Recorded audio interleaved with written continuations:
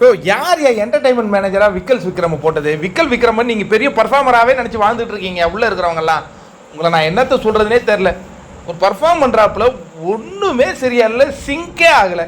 சின்ன பிக் பாஸை கொண்டு வந்து இங்கே காட்டுறாங்களாம், நல்லாவே இல்லை.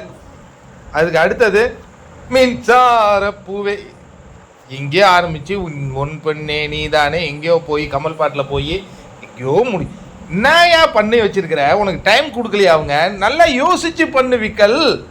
உங்கள் பசங்க எவ்வளோ அருமையாக பண்ணுறாங்க பாருங்க யூடியூப்பில். ஒவ்வொரு நாளும் அவனுங்க பண்ணுற ரிவ்யூ உனக்கு வேறு ஓட்டு கேட்டுக்கிட்டு இருக்கானுங்க அவனுங்க. ஆனால் அவங்களுக்கு வந்து நீ வெளில வந்துட்டா அவங்களுக்கு இன்னும் நிறைய வியூஸ் போகும். ஏன்னா நீ ஐடியா கொடுப்ப இல்லையா? இங்கே உன் ஐடியா செல்லுபடி ஆக மாட்டேங்குது விக்கல். கொஞ்சம் யோசிச்சு பண்ணியா?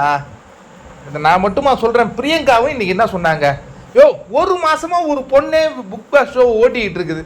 அது யாருன்னா பார்வதி. இப்போ நீங்கள் அதை பாசிட்டிவாக நினச்சிக்கிறீங்களோ நெகட்டிவாக நினச்சிக்கிறீங்களோ, இல்லை அது லவ்டாக நினைக்குது பண்ணுதுன்னு நினைக்கிறீங்களோ, லவ் கண்டென்ட் கொடுக்குதுன்னு நீங்கள் எதை வேணாலும் நினச்சிங்க. ஆனால் எல்லா ப்ரோமோலையும் அதான் வருது, ஷோலையும் அதான் வருது. நீங்கள் சப்போர்ட்டிங் ஆர்டிஸ்ட் மாதிரி இருக்கீங்கயா. இதை நாங்கள் உடைச்சிருவோம். எப்போ உடைப்பீங்க? ஷோ ஆரம்பித்து ஒரு மாதம் ஆயிடுச்சு. இன்னும் நீங்கள் எத்தனை நாள் இருப்பீங்க உங்களுக்கு தெரியாது. எங்கே உடைப்பீங்க? இல்லை மேடம் நான் அதை உடைச்சிருவேன் அப்படின்னு திவ்யா கான்ஃபிடென்ட்டாக சொல்லிட்டு இருக்காங்க. விக்கலும் சபரியா அந்த வார்த்தையை கேட்டு இடிச்சு போய் உக்காந்துருக்காங்க. என்னையா இப்படி சொல்கிறீங்க எங்களன்னு. எனிவே இன்னும் 3 நாள் இந்த கெஸ்ட்டுங்க இருக்க போகிறாங்களாங்க. ஐயோ எனக்கு இன்ட்ரெஸ்டிங்காகவே இல்லையே. எனக்கு வந்து பழைய கண்டஸ்டன்ஸுக்குள்ளே இருந்த அந்த நிகழ்வை பார்க்குறது தான் பிடிக்குது. இந்த ஓல்டு கண்டஸ்டன்ஸ் கான்செப்ட்லாம் வந்தால் 1 மணி நேரத்தில் ஓடி. ரியோன்னு ஒரு ஆள் உள்ளே வந்தான். நான் அன்றைக்கி ஷோவே பார்க்கல தெரியுமா, 24/7 பார்க்கல. எபிசோடை கூட அன்றைக்கி நான் பார்க்க பிடிக்கல.